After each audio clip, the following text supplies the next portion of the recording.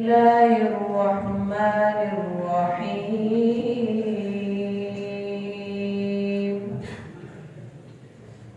يا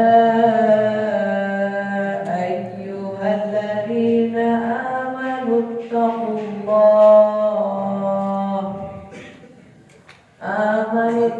الله وكونوا مع الصادقين.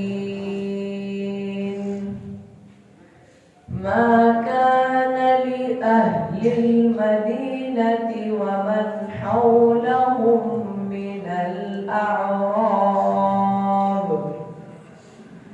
من الأعراب أن يتخلفوا عن رسول الله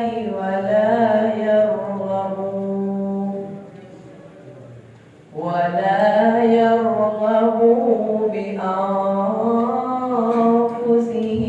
عن نفسه، ذلك بأنهم لا يصيبهم ظمأ ولا نصب ولا مخمصة في سبيل الله ولا يطؤون موطئا يغيظ الكفار ولا ينالون من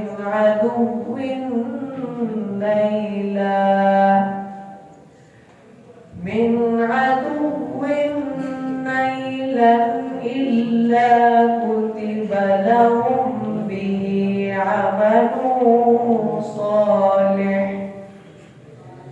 إن الله لا يضيع أجر المحسنين.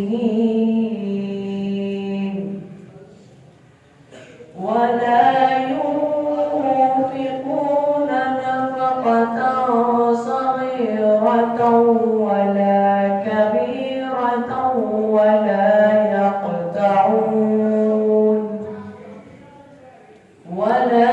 يقطعون واديا إلا كتب لهم ليجزيهم